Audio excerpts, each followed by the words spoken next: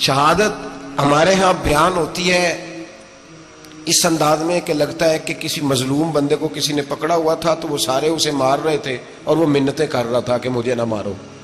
اتنی ہائے ہائے کی جاتی ہے کہ محسوس ہوتا ہے کہ امام علی مقام بڑے پریشان تھے کہ کسی طریقے سے، اور ان کا خاندان بڑا تکلیف میں تھا کہ جلدی کہیں کربلا سے نکل جائیں. حالانکہ اس دھرتی پہ، اس کائنات پہ صبر، شجاعت، استقامت اور حوصلہ جس سے کائنات سیکھے گی وہ صرف امام حسین ہی ہے. اتنے بڑے صابر آدمی کے بارے میں اس طرح کا رویہ اختیار کرنا کہ وہ تو گویا اس طرح کر رہے تھے کہ بس کسی طریقے سے میری تو یہ امام حسین کی مظلومیت سنا کے لوگوں کو اس طرح کا کر دیا جاتا ہے. یہ انداز بتایا جاتا ہے کہ شاید واقعہ کربلا رونے دھونے کا نام ہے، حالانکہ بات یہ نہیں ہے. یزید کی لشکر جو امام حسین کے مقابلے میں آیا، امام حسین کے لشکر کی تعداد 72 تھی تو یزید نے 22,000. مجھے بتائیے 72 کا 22,000 سے کو مقابلہ ہوتا ہے؟ عمر بن سعد نے پھر عبید اللہ ابن زیاد کو لکھا کہ 22,000 بندے تھوڑے ہیں، کچھ بندے زیادہ بھیج. تو عمر بن سعد کو عبید اللہ ابن زیاد کہنے لگے کہ تو پاگل تو نہیں ہو گیا، 72 کے لشکر کا 22,000 بھیجا، اور کتنا بھیجوں؟ تو اس نے کہا تمہیں یہ نہیں پتا یہ لوگ کون ہیں؟ یہ مولا علی شیر خدا کی اولاد ہے. ان میں ایک ایک شخص ایسا ہے جو 1,000 کے مقابلے میں لڑنا جانتا ہے. تو یہاں کمزوری دکھائی جاتی ہے. ہمارے بچے سمجھنے لگے ہیں کہ یہ شاید کوئی ایسی داستان ہے، اور اس طرح کا ماحول ٹی وی پہ میں دیکھ رہا تھا، اس طرح کا ماحول بنایا جاتا ہے جیسے کوئی خوف ہے. یعنی واقعہ کربلا کوئی ایسا واقعہ جسے دیکھ کے خوف طاری ہو جائے، بچے راتوں کو ڈریں. وہ اکیلے درخت دکھائے جا رہے ہیں اور تیر دکھائے جا رہے ہیں. او یار، کیا قوم کی تربیت کر رہے ہیں؟ واقعہ کربلا حوصلے کا نام ہے، دلیری کا نام ہے. سنیں بات اصل میں کیا تھی، بڑے ٹھنڈے دماغ سے میری بات کو سمجھیے گا. حضرت مولا علی شیر خدا کے بعد مسلمانوں کے متفقہ امیر بنے تھے حضرت امیر معاویہ. انہیں امیر کس نے بنایا تھا؟ امام حسن نے. حضرت علی کے بڑے صاحبزادے حضرت امام حسن نے ان سے صلح کی، انہیں خلافت دی. اور صحیح بخاری میں نبی پاک نے فرمایا تھا میرا بیٹا حسن سردار ہے، جب مسلمانوں کی جماعتوں میں لہو بہ جائے گا تو حسن ان کی صلح کرا دے گا. وہ صلح امام حسن نے کرائی. جناب امیر معاویہ امیر بن گئے. حضرت امیر معاویہ رضی اللہ تعالیٰ عنہ بڑا پیار کرتے تھے نبی پاک سے، بڑا احترام کرتے تھے حضور کے خاندان کا. ان کی جو اجتہادی خطائیں ہیں وہ اپنی جگہ پہ موجود ہیں. چونکہ امام حسن نے ان سے صلح کر لی، لہذا ہم بھی ان کے بارے میں کوئی جملہ کہنے کے مجاز، ہماری مجبوری امام حسن ہے. اس لیے کہ جسے امام حسن صحیح کہے پھر امام حسن کے ماننے والے کو اسے غلط نہیں کہنا چاہیے. حضرت امیر معاویہ رضی اللہ تعالیٰ عنہ کا جب وصال ہوا تو حضرت امام حسن پہلے ہی ان سے وصال کر گئے، آپ کو زہر دے دیا کہ آپ شہید ہو گئے. امام حسین موجود تھے تو یزید کے بارے میں لوگوں نے کہا جناب امیر معاویہ سے کہ یہ ٹھیک ہے، مناسب ہے اور بہادر ہے، دلیر ہے، وہ جو ہوتے ہیں نا خوش آمدی ٹولہ. تو حضرت امیر معاویہ کے گرد بھی کچھ ایسے لوگ تھے، انہوں نے آپ سے کہا کہ یزید کو نامزد کر دیں. تو آپ نے یزید کو بلایا، حوالہ مجھ سے دیکھ لیجئے گا. بلا کے فرمایا کہ 3 بندوں کے سامنے اپنی خلافت پیش کرنا، اگر وہ تجھے مان جائیں تو امیر بن جانا، نہ مانے تو چپ کر کے گھر بیٹھ جانا. وہ 3 بندے کون ہیں؟ جناب عبداللہ ابن عباس، حضرت عبداللہ بن زبیر اور امام حسین رضی اللہ تعالیٰ عنہ. یہ وصیت فرمائی جناب امیر معاویہ.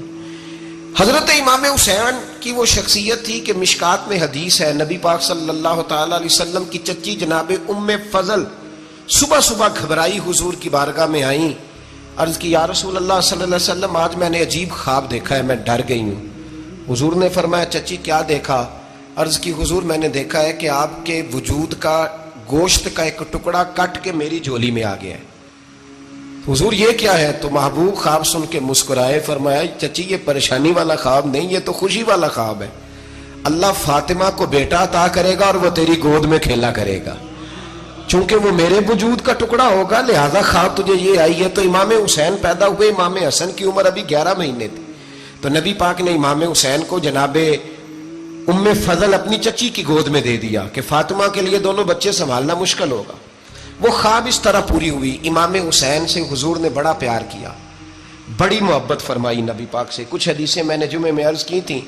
حضرت ابو ہریرہ رضی اللہ تعالیٰ عنہ کہتے ہیں یہ واحد بچہ تھا حضور کے گھرانے کا کہ میں نے دیکھا کہ نبی پاک صلی اللہ علیہ وسلم بیٹھے تھے تو یہ حضور سے کہہ رہے ہیں، نبی پاک سے، کہ نانا جی اٹھ کے کھڑے ہو. کہتے ہیں حضور کھڑے ہو گئے تو کہنے لگے میں نے آپ کے برابر جانا ہے. بچے جو مرضی ضد کر لیتے ہیں نا. قد چھوٹا تھا, عمر 7.5 سال تھی. کہنے لگے نانا میں نے برابر جانا ہے. تو نبی پاک صلی اللہ علیہ وسلم نے ہاتھ پکڑ لیے, فرمایا چل پھر ہو جا برابر. تو حضرت ابو ہریرہ کہتے ہیں انہوں نے حضور نے ہاتھ پکڑے, اوپر کھینچا تو امام حسین نے پہلے اپنے پیر حضور کے گھٹنوں پہ رکھے, پھر نبی پاک کے سینے پہ رکھے, اور جب ان کا قد سر تھوڑا سا حضور سے اونچا ہو گیا تو محبوب فرمانے لگے چل بس کر, تو نے تو کہا تھا آپ کے برابر ہونا ہے, تو اوپر نکل گیا ہے, چل بس کر. فرماتے پھر امام حسین نے زبان باہر نکالی تو محبوب ان کی زبان چوسنے لگے, پھر ساتھ لٹا لیا اور انہیں سونگھنے لگے. تو میں نے عرض کی حضور آپ حسین کو سونگھتے کیوں ہیں؟ تو فرمایا ابو ہریرہ مجھے حسین کے وجود سے جنت کی خوشبو آتی ہے, مجھے حسین کے وجود سے جنت کی.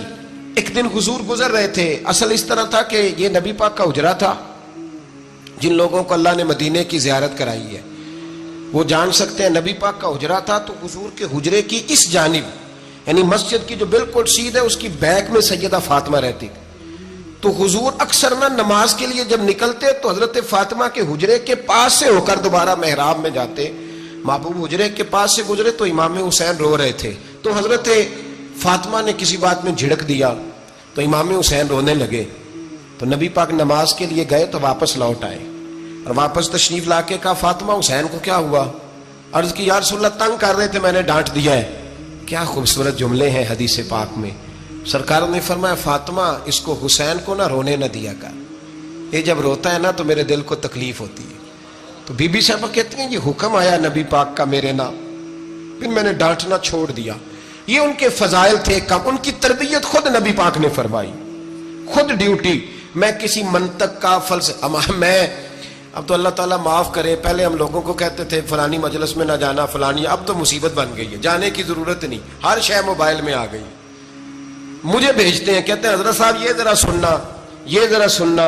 کل کراچی سے کچھ مہمان آ گئے تو اب بچوں نے وہ کلپ سنبھال کے یہ مولوی دیکھو کیا کہتا ہے. اب آیتیں پڑھی جا رہی ہیں قرآن پاک کی, اتنا ٹکڑا یہاں سے لیتے ہیں اتنا ٹکڑا یہاں سے لیتے ہیں اور ملا کے پتہ نہیں کون سا مکسچر بنا رہے ہیں. کسی آیت کا ترجمہ نہیں, کوئی واضح حدیث نہیں. ایسے ہوا ہوگا پھر اس کو اس سے جوڑ لیں تو کیا بنتا ہے, اتنی جمع کر لیں. یہ کون سا دین ہے جو توڑ مروڑ کے بیان کر رہے ہیں؟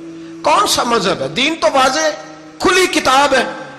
اب ہمارا یہ شوق ہے, ہم ہر تماشا دیکھنا چاہتے ہیں, ہم اپنے لوگوں کی قدر نہیں کرتے اور بڑی بڑی دور جا کے ہم غلط معاملات میں جاتے ہیں, پھر ذہن ہمارے شکوک کا شکار ہوتے ہیں. ہمیں سمجھنا چاہیے کوئی ایسی کسی دلیل کی ضرورت نہیں ہے. جب ان کے واضح چیزیں ان کی کتابیں میں موجود ہے, حدیث میں موجود ہے, قرآن مجید میں ان کے فضائل کھل کے موجود ہے, تو دور جانے کی کیا ضرورت. حضور ان کی ٹریننگ کراتے تھے. پہلی بات تو یہ ہے کہ نبی پاک نے دعا مانگی تھی, یا اللہ میرے گھر والوں کو زیادہ روزی نہ دینا, انہیں ایک وقت روٹی دینا, ایک وقت کی بھوک دینا.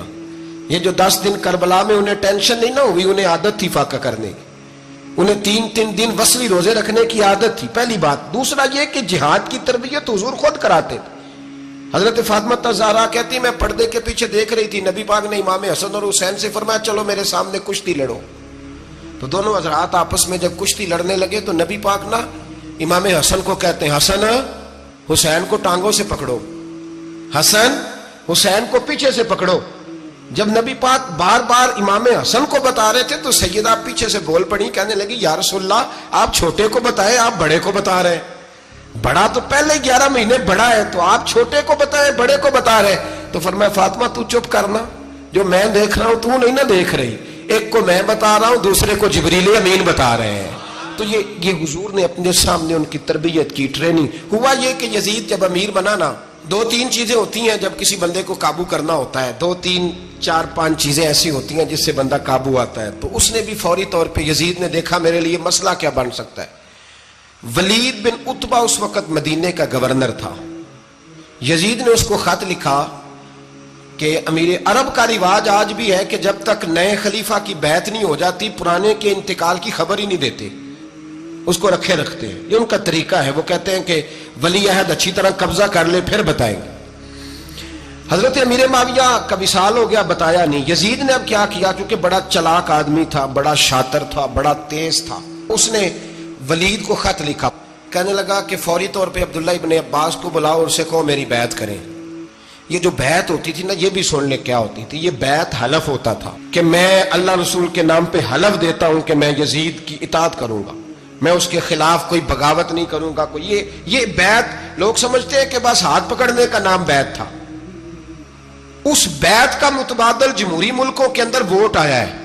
تو کہا بیعت کرے. حضرت عبداللہ ابن عباس کو بھی بلاؤ، عبداللہ بن زبیر کو بھی بلاؤ، امام حسین کو بھی بلاؤ. امام حسین آدھی رات کے وقت بیٹھے تھے مسجد نبوی میں، چونکہ پانچوں نمازوں کی آپ امامت کرتے. امام حسین نماز پڑھا کے عشاء کی بیٹھے تھے. جناب عبداللہ بن زبیر، عبداللہ بن زبیر کون تھے؟ یہ نبی پاک صلی اللہ علیہ وسلم کی پھوپھی پوتے تھے اور جناب صدیق اکبر کے نواسے تھے حضرت عبداللہ بن زبیر. اور جناب زبیر بن عوام عشرہ مبشرہ صحابی ہیں، ان کے بیٹے تھے. بہت زیرک آدمی تھے. یہ بھی امام حسین کے پاس بیٹھے تھے. عبداللہ ابن عباس بھی تھے جو حضور کے چچا کے بیٹے ہیں، اس امت کے پہلے مفسر ہیں قرآن پاک. یہ لوگ بیٹھے تھے. تو ولید نے ایک بندہ بھیجا، اس نے آ کے کہا جناب آپ کو گورنر صاحب نے بلایا ہے. تو عبداللہ بن زبیر کہنے لگے حسین اس وقت بلانے کی بات سمجھ میں نہیں آئی. تو امام حسین بڑے بصیرت والے تھے، اللہ نے بصیرت دی تھی. کہنے لگے عبداللہ آپ کو سمجھ نہیں آئی، مجھے سمجھ آ گئی ہے، امیر معاویہ وصال کر گئے اور یہ ہمیں جو بلایا گیا ہے نا، یہ یزید کی بیعت کے لیے بلایا گیا ہے. تو کہا پھر آپ آدھی رات کو نہ جائیں، آپ کے لیے خطرہ ہوگا. تو امام حسین فرمانے لگے خطرہ حسین کو نہیں ہوتا. نہیں کہا پھر بھی آپ مہربانی کریں ذرا احتیاط سے جائیں. تو جناب عبداللہ ابن زبیر نے، عبداللہ ابن عباس نے 14 بندے نیزے دے کے، تلواریں دے کے امام حسین کے ساتھ بھیجے اور کہا کہ امام حسین اگر اس نے کوئی غلط ملت بات کی نا، زبردستی بیعت کرنے کا کہا، تو آپ بس کوئی ایک بات اونچی آواز میں کر دینا، یہ سپاہی پیچھے آ جائیں گے. امام حسین ان 14 بندوں کو لے کے گورنر ہاؤس پہنچ گئے. جب آپ وہاں پہنچے اس نے بتایا، اس نے کہا جی حضرت امیر معاویہ انتقال کر گئے اور آپ نے یزید کی بیعت کرنی ہے. تو امام حسین فرمانے لگے میں چھپ کے بیعت نہیں کروں گا. مجمع لگاؤ، جمعے والے دن اعلان کرو، جو طریقہ ہے حضرت ابوبکر صدیق کا، جو طریقہ ہے حضرت عمر فاروق کا، جو انداز حضرت عثمان غنی کا ہے، جو مولا علی کا ہے، سر عام اعلان کرو. اگر ساری دنیا یزید کی بیعت کرے گی تو میں بھی تیار ہوں. تم مجھ سے بیعت لے کے پھر لوگوں کو بتانا چاہتے ہو کہ حسین بیعت ہو کر رہے ہیں تو تم کیوں نہیں کر رہے؟ میں عام آدمی نہیں ہوں، لہذا چھپ کے بیعت نہیں کرتا. جب یہ بات کی نا تو ولید بڑا نرم دل تھا اور امام حسین کی شان کو جانتا تھا. وہ جانتا تھا یہ نبی پاک کا خاندان ہے. اس نے کہا جی مجھے تو حکم تھا، باقی آپ حضور کے نواز ہیں، میں کر کچھ. وہاں ایک بڑا بدبخت شخص بیٹھا تھا، عبد الملک بن مروان. وہ ولید سے کہنے لگا کہ اگر حسین آج تمہارے ہاتھ سے نکل گئے تو تمہارے لیے بہت بڑا مسئلہ کھڑا ہو جائے. انہیں جانے نہ دینا، یا بیعت کراؤ یا ان سے کہو جنگ کے لیے تیار ہو. تو امام حسین رضی اللہ تعالیٰ عنہ کے کانوں میں آواز گئی تو فرمانے لگے ابن مرجانہ، اگر تیرے اندر جرت ہے تو آ سامنے حسین کے، اس کے کانوں میں باتیں نہ کر، کانا پھوسی نہ کر، باہر آ میدان میں، شرارت نہ کر، باہر آ. میں تمہیں ابھی بتاتا ہوں کہ حسین سے مقابلہ کرنے کا انجام کیا ہے. یہ کہہ کہ امام حسین باہر نکلے، اپنے بھائی محمد بن انفیہ کو بلایا، عبداللہ بن زبیر، عبداللہ ابن عباس، ڈھیر سارے لوگ اکٹھے ہو گئے. فرمایا یہ معاملہ ہے، اب کیا کرنا ہے؟ تو وہ کہنے لگے حضور وقت ابھی مناسب نہیں ہے، آپ اس طرح کریں یہاں رکے، ہم مکے سے، عراق سے، کوفے سے لوگوں کو بلاتے ہیں، یہاں ایک بڑی مجلس مشاورت قائم کرتے ہیں. امام حسین فرمانے لگے اگر تم مشاورت قائم کرو گے تو ولید اور عبد الملک بن مروان وہ تو جنگ کرنے کو تیار ہے، اور نبی پاک نے فرمایا ایک مینڈا ہوگا جس کی وجہ سے مدینے کی گلیوں میں لہو بہے گا. فرمانے لگے میں وہ بکرا، وہ مینڈا نہیں بننا چاہتا.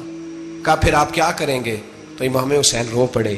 فرمانے لگے میں مدینہ چھوڑ جاؤں گا لیکن مدینے کی حرمت پامال نہیں ہونے دوں گا. امام علی مقام آدھی رات کے وقت نکلے. سیدہ فاطمہ کا دروازہ ایک اس دن جس دن حضرت مولا علی کوفے چلے گئے اور دوبارہ آج تالا لگا جب امام حسین نکلے. آپ جنت البقیع کے پیچھے کھڑے ہو کے حضور کا روضہ دیکھنے لگے. اس وقت گنبد تو نہیں ہوتا تھا، روضہ دیکھنے لگے. نانا تیرے کرم کے خزینے کی خیر ہو، میں جا رہا ہوں تیرے مدینے کی خیر ہو. سارا خاندان لے گئے، مکے تشریف لے گئے. حج کے ایام قریب آنے والے تھے. امام حسین نے وہاں لوگوں سے باتیں کی. جب امام حسین وہاں پہنچے تو کوفے سے خط آنے لگے. کوفہ حضرت علی کا دارالخلافہ تھا، وہاں آپ کے محبین، پیار کرنے والے ڈھیروں تھے. انہیں خط لکھے کہ حضور آپ چپ کر کے بیٹھے ہوئے ہیں اور ہمارے اوپر یزید مسلط ہو گیا ہے. آپ اگر میدان میں نہیں نکلیں گے، آپ نہیں آئیں گے تو ہم اللہ کی بارگاہ میں شکوہ کریں گے کہ کوئی ہماری कमान करने को तैयार ही नहीं हुआ। और वो खत 1 2 3 नहीं आए, वो खत इतने थे कि 3 बोरियों में भरे थे इमाम हुसैन, 3 बोरियों में। अब मजबूरी हो जाती है, हक के लिए कई दफा बात करना मजबूरी होती है, अगर नहीं करेगा तो फिर इसको भी कब्र में जवाब देना पड़ेगा। इमाम अली मकाम रदी अल्लाह ताला अन्हो ने मक्के में अब लोगों को जमा किया मशवरे के लिए। हर बंदे ने कहा हुजूर वो बुला तो रहे हैं पर अपने वादों के पक्के। कहा हुजूर वो पक्के नहीं, आप ना जाएं। हर बंदे ने कहा हालात ठीक नहीं, हालात ग्राउंड रियलिटी सही नहीं। यही मशवरा आज भी हर बंदा देता है, अभी हालात नहीं। इतने खराब हालात कभी नहीं हुए थे जितने इमाम हुसैन के दौर में थे। लेकिन फरमाया मैं दीन के खिलाफ गलत हुक्मरान को मुसल्लत होने की इजाजत, बोल के बताइए, बोल के, गलत हुक्मरान को मुसल्लत होने की इजाजत, मुजाहमत करूंगा, मुखालफत करूंगा। इमाम कहने लगे कोई बात नहीं, वो मेरे साथ चले ना चले लेकिन मैं कूफे जाऊंगा।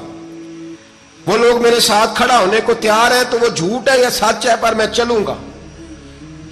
जब इमाम अली मकाम ने इसरार फरमाया तो जो आपके करीबी सहाबा किराम की औलादें थी सारी, ये भी अब बीमारी है। कुछ लोग कहते हैं जी सहाबा नहीं साथ चले, तो मैं कहता हूं अहले बैत नबुव्वत के तो कुल अफराद 21 थे, तो 72 में बाकी औलादें किसकी थी? वो सारी सहाबा की औलादें थी। वो सारे, पता नहीं क्यों इस तरह का फलसफा बयान किया जाता है जिसमें हालात खराब हो। हजरत सैयदना इमाम अली मकाम को जब बहुत ज्यादा कहा गया ना, तो इमाम हुसैन रदी अल्लाह ताला उन्होंने फरमाया चलो मैं एक काम करता हूं, मुस्लिम बिन अकील को भेजता हूं। हजरत अली के भतीजे हैं, इमाम हुसैन रदी अल्लाह ताला उन्हों के चचा के बेटे हैं, हजरत अकील के साहिबजादे मुस्लिम बिन अकील। बड़े समझदार आदमी थे, मामला फहम थे, बड़े जर्री थे। इतना जबरदस्त मशवरा कम लोग देते हैं जितना हजरत मुस्लिम बिन अकील देते थे। उनको भेजा गया कूफे। अब उसमें बड़ी तफसील है, वो अपने 2 बच्चे भी ले गए। जब वो कूफे पहुंचे ना, तो कूफे पर जनाब नौमान बिन बशीर की हुकूमत थी। आप गवर्नर थे और अहले बैत से बड़ी अकीदत रखने वाले, नरम रवैया। उबैदुल्लाह इब्ने जियाद कूफे का गवर्नर नहीं था, ये किसी और इलाके का था। जब आप वहां पहुंचे तो नौमान बिन बशीर ने देखा कि हजरत मुस्लिम बिन अकील आए हैं, तो लोग दौड़े उनकी बैत करने, भागे। इतने लोग जमा हुए कि एक दिन में 17,000 आदमी ने बैत कर ली। कितने बंदे जी? 17,000 आदमी एक दिन आया। अब वो जो इमाम मुस्लिम बिन अकील के वहां नारे लगाने वाले थे, कहने लगे हुजूर ये पहले दिन की कारकर्दगी है, 2-4 दिन में देखिए क्या होता है। 2-4 दिन में क्या हुआ? 40,000 आदमी ने बैत कर ली। अब वो 40,000 बंदा तैयार हो गया। इधर से जो यजीद के वफादार थे उन्होंने खत लिखा यजीद को कि तूने बड़ा नरम आदमी गवर्नर बनाया है और 40,000 बंदा चला गया हुसैन की तरफ।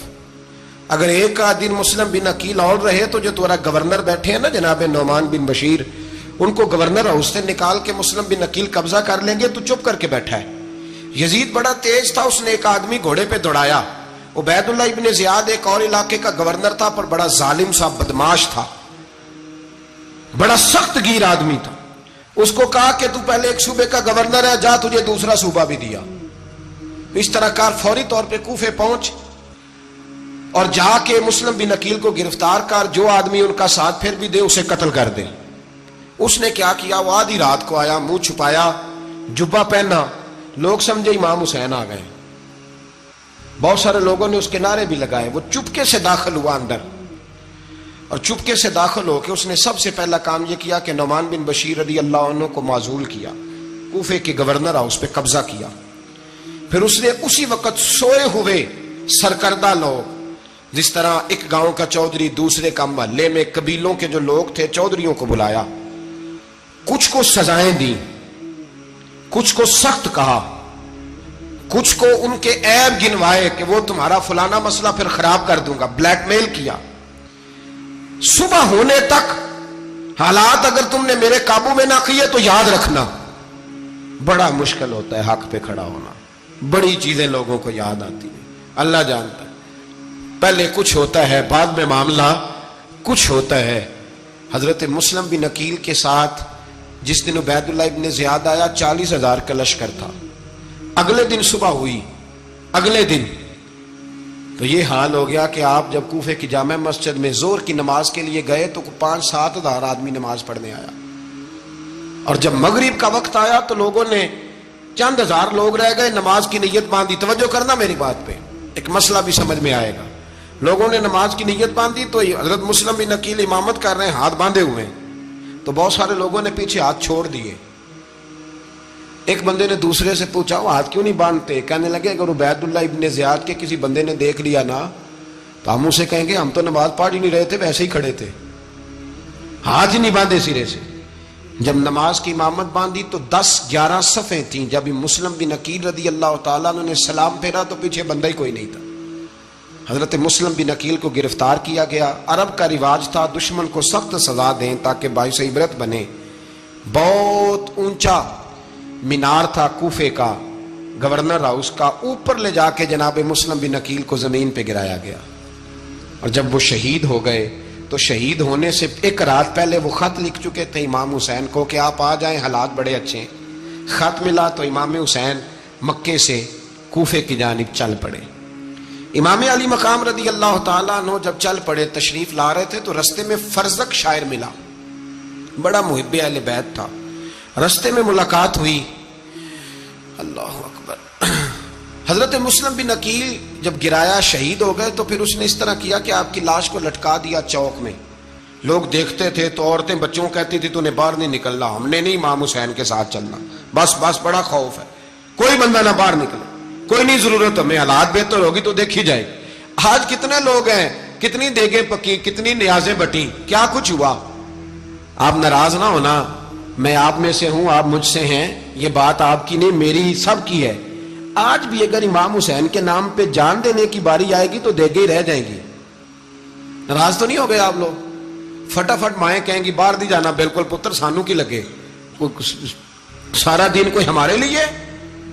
وہ پیر صاحب تو کرتے رہتے ہیں باتیں, ان کا تو کام ہے, خبردار ہم نے نہیں جانا. دیگیں دینے کو سارے تیار ہیں, جانے دینے کو تیار ہونا. ناراض ہو گئے آپ لوگ؟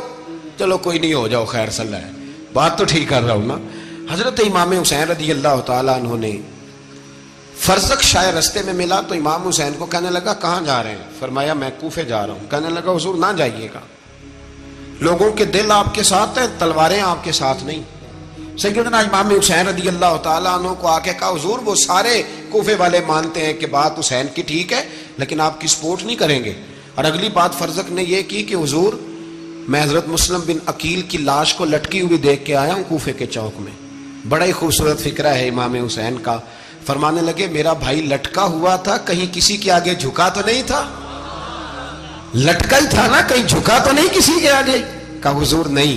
تو آپ فرمانے لگے اگر مسلم بن عقیل لٹک گیا تو حسین بھی لٹک جائے گا, لیکن جھکے گا.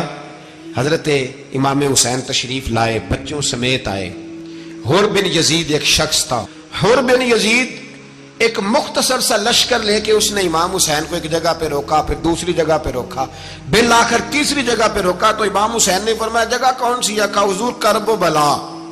فرمایا بس یہی خیمے لگا دو, یہی. حضرت سیدہ زینب نے پوچھا امام حسین سے کہ سارے زمانے نے روکا ہے, ٹھیک ہے آپ حق پہ ہیں, یہ بھی سب نے کہا آپ حق پہ ہیں, پر روکا بھی سب نے, آپ روکے کیوں نہیں؟ تو ابن کثیر اور ابن اسیر لکھتے ہیں کہ امام حسین رو پڑے, کہنے لگے بہن میں رک جاتا پر میں نے رات کو نانا مصطفیٰ کو خواب میں دیکھا ہے. تو حضور نے فرمایا حسین اگر آج یہ رواج پڑ گیا نا یزید جیسے لوگوں کا تو قیامت تک پڑا رہے گا. پھر لوگ کہیں گے کوئی نکلا نہیں تھا تو ہمیں بھی نکلنا. پھر لوگ ظالموں کے سامنے گردنیں جھکانے کے عادی ہو جائیں. میں کہتا رہتا ہوں, کہہ رہا ہوں, کربلا کی جنگ کفر اسلام کی جنگ نہیں, کفر اسلام کی جنگ نہیں کربلا کی. کیونکہ یزید تو بڑا پکا نمازی تھا, خطبہ دیتا تھا وہ تو.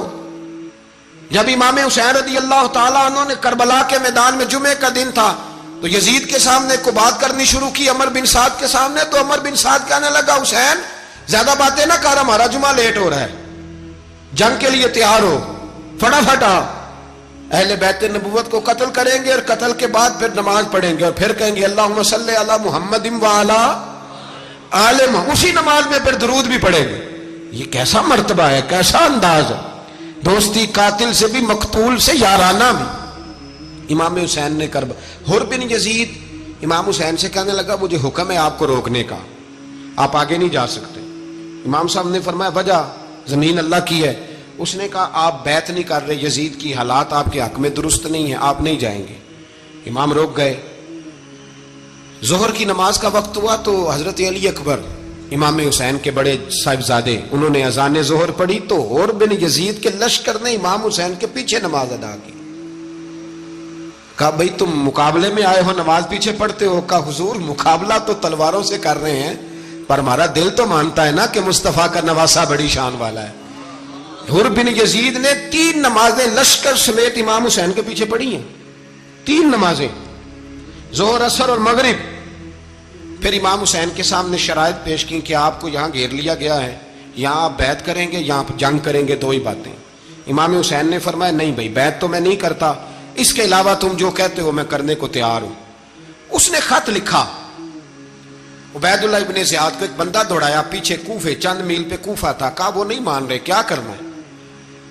تو حسین ابن علی ہے, میں زیادہ دیر انہیں روک بھی نہیں سکتا. انہوں نے پیغام دیا حور بن یزید کو کہ کرنا کچھ بھی نہیں, ان کا پانی بند کر دو, بلیک میل کرو, کھانا پانی نہیں ملے گا, چھوٹے چھوٹے بچے ہیں, خود ہی مان جائیں گے. حضرت امام علی مقام کے بارے میں حور کے پاس جب یہ پیغام آیا تو حور کہنے لگا میری طبیعت نہیں مانتی حسین پر پانی بند کرو, دل نہیں مانتا. جب یہ لفظ کہے نا دوبارہ تو پھر عبید اللہ ابن زیاد نے عمر بن سعد کو 10,000 آدمی دے کے بھیجا. کہا حور بن یزید لچک دکھا رہا ہے حسین کے حق میں. ایک رے کا علاقہ تھا, بڑی وہاں فصل ہوتی تھی, لوگ کوشش کرتے تھے وہاں کا گورنر بننے کی, کوشش کرتے تھے. تو عبید اللہ ابن زیاد کہنے لگا تمہیں رے کی گورنری ملے گی, سب سے سرسبز و شاداب علاقہ, تمہیں وہاں کا گورنر بنایا جائے گا اگر حسین کے خلاف لڑو گے. یہ اتنی زبردست ہوتی ہیں گورنریاں کہ گورنریوں کے لیے لوگ نسل رسول کے خلاف بھی نکل آتے ہیں. یہ اتنی تگڑی ہوتی ہیں, اتنی جلدی وفاداریاں بدلتی ہیں. وقت اتنا نہیں کہ میں مزید تفصیل میں جاؤں. امام حسین کو روک لیا گیا, عمر بن سعد نے روک لیا.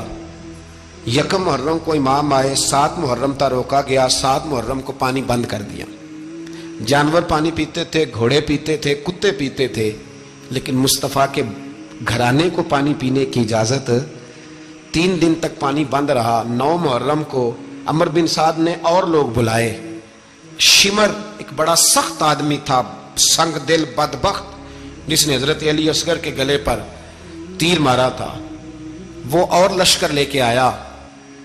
رات کو کہنے لگا امام حسین رضی اللہ تعالیٰ عنہ سے کہ بس بڑا ہو گیا, یہ 9-10 محرم کی درمیانی رات, یہاں آپ جنگ کریں گے یا آپ بیعت کریں گے, 2 ہی باتیں.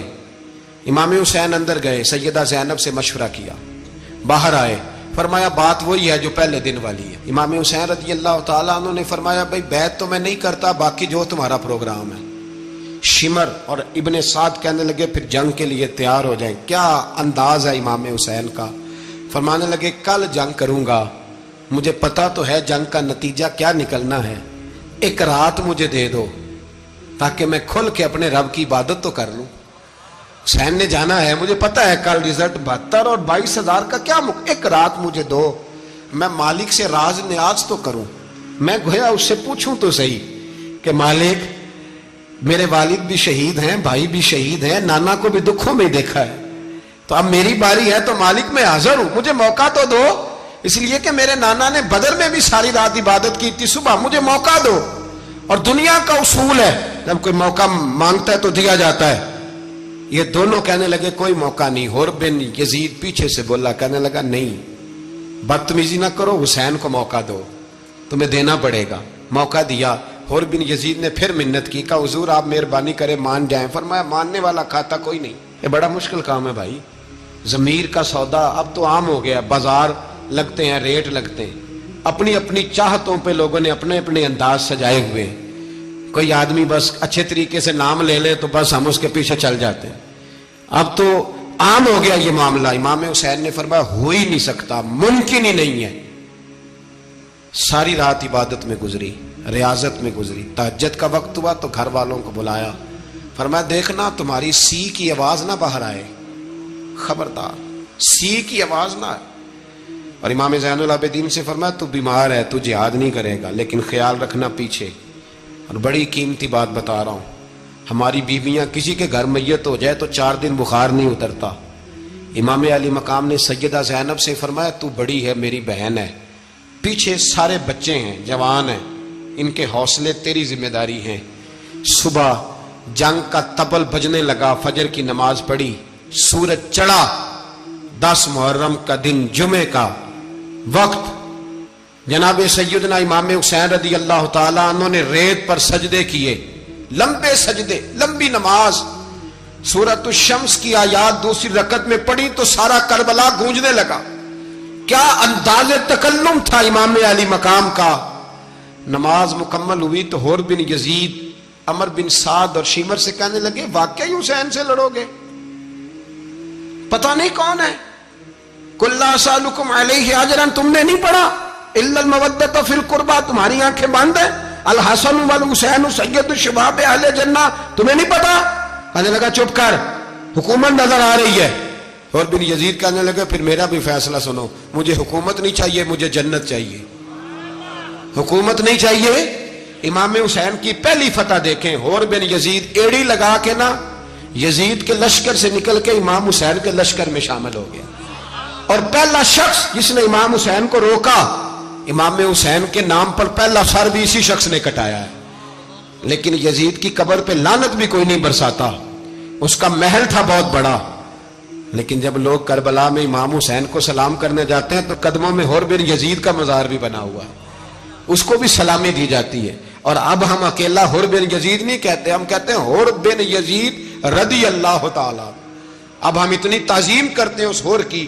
جناب امام حسین کو میدان میں کھڑا کیا گیا، جہاد کا طبل بجا، پہلے خدام آئے، اور سن لو آج وہ پتہ نہیں بازاری سے لوگ چڑھ گئے اسٹیجوں پہ، بازاری سے، نہ چہرے پہ داڑھی ہے، نہ سر پہ کوئی کپڑا ہے، بازاری لوگ ہیں، بھاگ رہے ہیں، بازو چڑھائے ہوئے ہیں، بٹن کھولے ہوئے ہیں، تماشا بنا دیا۔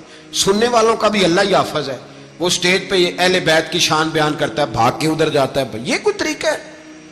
سننے والوں کا بھی عجیب انداز ہے، ہر بندے کو سننے بیٹھ جاتے ہیں۔ دین مہذب ہے، تہذیب والا ہے، دلائل رکھتا ہے، دین وقار رکھتا ہے، ایسے لوگ اب دین بیان کریں گے؟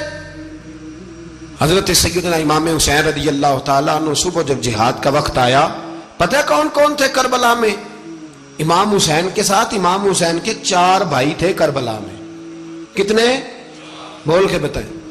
حضرت علی کے 4 بیٹے، عباس بن علی، جن کو حضرت عباس کہا جاتا ہے نا، علمدار، یہ حضرت علی کی دوسری زوجہ میں سے عباس بن علی بھی تھے، اور ابو بکر بن علی بھی تھے، عمر بن علی بھی تھے، عثمان بن، یہ حضرت علی کے بچوں کے نام ہیں۔ یہ آپ کے شہزادے امام حسین کے ساتھ شہید ہوئے، ان کا نام صرف اس لیے نہیں لیا جاتا کہ ان کا نام خلفائے ثلاثہ کے نام پہ، حضرت علی نے اپنے یاروں کے نام پہ رکھا ہے، تو تم نے کربلا کے میدان سے خارج کر دیا۔ یہ تینوں شہزادے حضرت جناب سیدنا امام حسین کے ساتھ تھے، یہ بھی شہید ہوئے۔ حضرت جناب زینب امام حسین کی سگی بہن ہے، ان کے 2 بچے تھے، اون و محمد۔ جب امام حسین میدان میں جانے لگے تو جناب زینب بچوں سے کہنے لگی نہ، پہلے بھائی نہیں جائے گا، پہلے بھانجے جائیں گے۔ 2 بچے شہید ہوئے۔ حضرت قاسم بن حسن امام حسن کے بیٹے تھے، وہ جب میدان میں جانے لگے تو امام حسین نے کہا نہیں بھائی تو نہیں جائے گا، تو میرے بھائی کی نشانی ہے، میں جاؤں گا۔ تو حضرت قاسم بن حسن نے ایک تعویذ کھول کے دیا کہ ابا جی میرے والد نے کہا تھا جب بڑی مشکل آ جائے تو تعویذ کھول کے دیکھنا، تو آج بڑی مشکل آئی ہے تو میں نے تعویذ کھولا ہے، تو یہ دیکھیں کیا لکھا ہے، یہ تو رکا ہے، تعویذ ہے ہی نہیں۔ جب کھول کے دیکھا تو اس پہ لکھا تھا قاسم اگر حسین پہ کوئی کڑا وقت آ جائے تو بیٹھ کے آگے آگے رہنا، اگر کڑا وقت میرے بھائی پہ کبھی آ جائے نا، دیکھنا اس کے آگے آگے چلنا، اسے حسن کی کمی نہ محسوس ہو، پائیاں جیا ساک نہیں کوئی جے وچ خار نہ ہوئے۔ سیدنا امام حسین پہلی دفعہ کربلا میں اس وقت روئے جب یہ رکا، آپ نے دیکھا تو فرمایا ٹھیک ہے، اگر حسن کی یہ وصیت ہے تو میں نے زندگی میں اگر ان کی ہر بات مانی ہے اب بھی مانوں گا، تمہیں اجازت ہے۔ جناب قاسم بن حسن 16 سال کا جوان جب میدان میں نکلے تو ہائے ہائے پتہ نہیں کہاں سے آ گئی ہے۔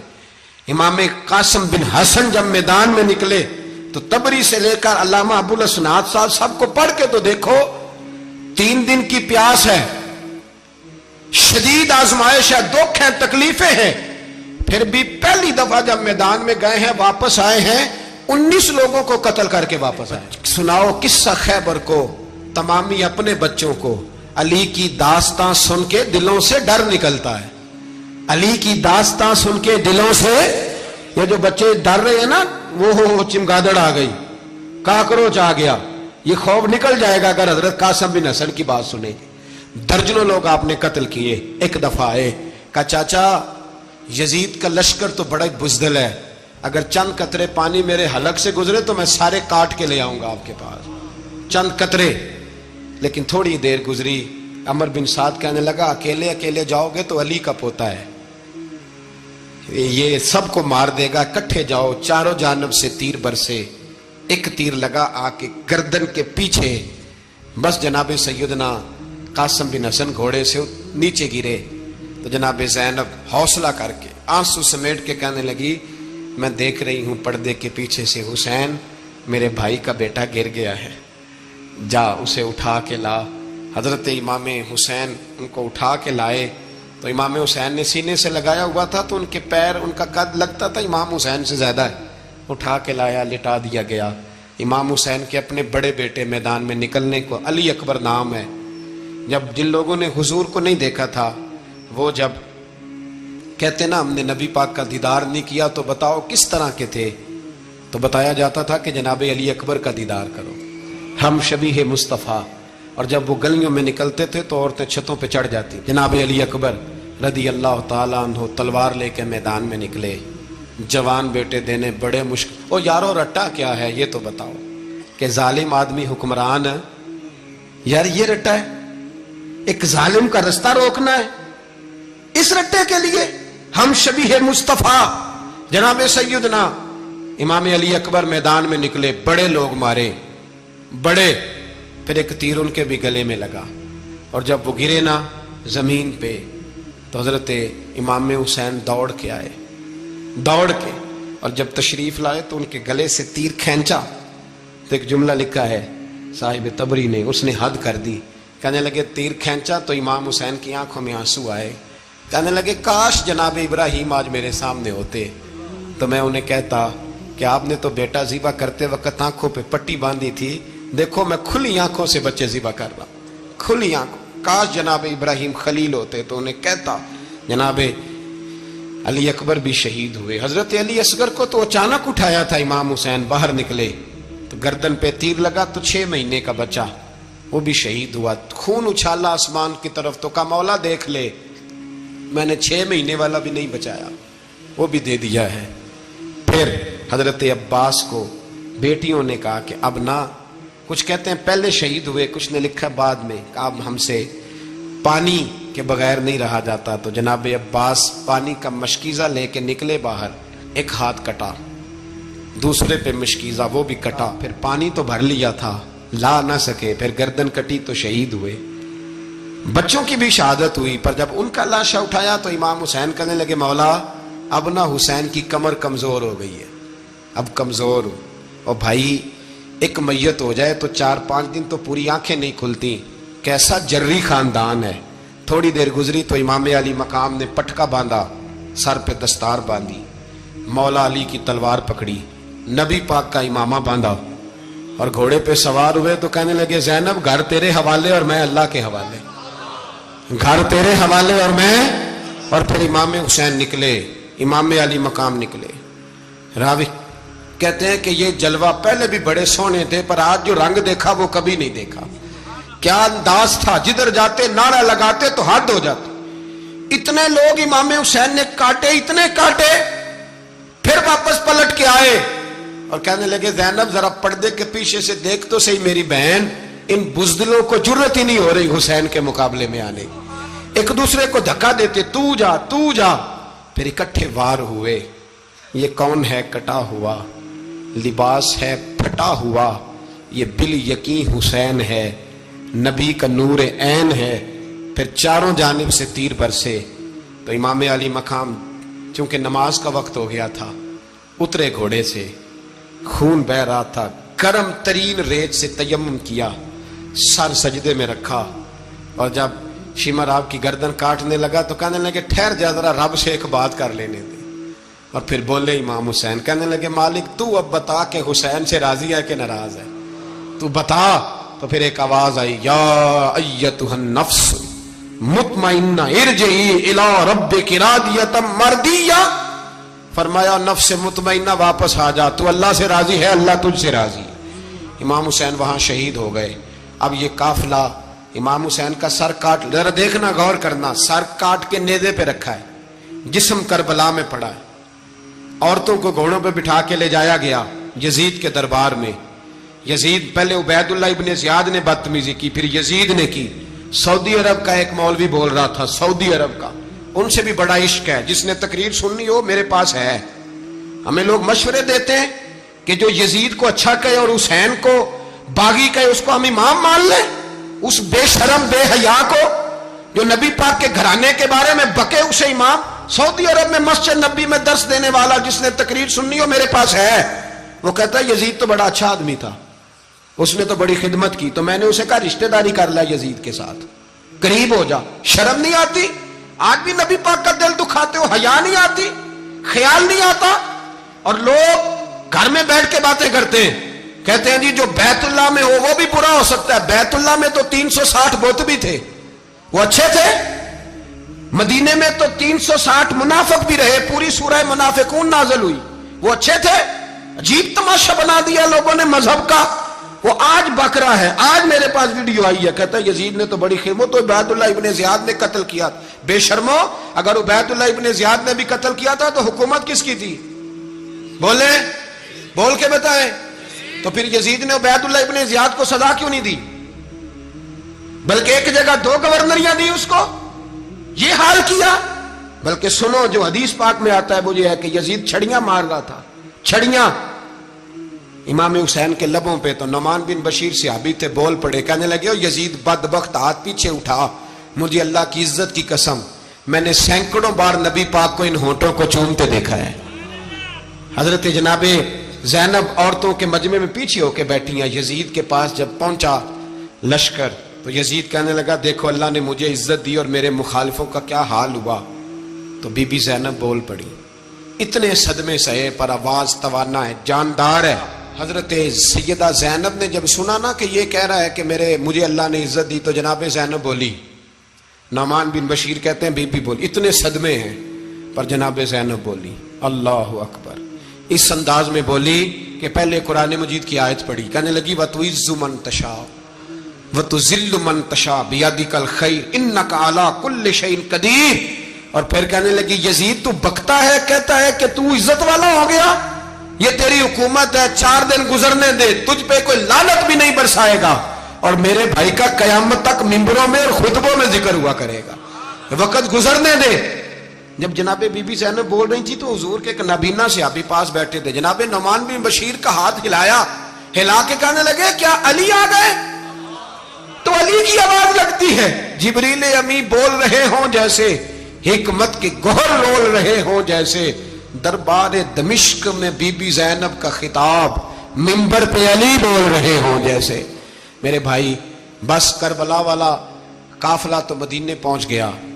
3 سال یزید نے حکومت کی, شرابیں عام ہو گئیں, مکے پہ حملہ ہوا, خانہ کعبہ کا غلاف جلا, مدینے پہ اس نے حملہ کیا.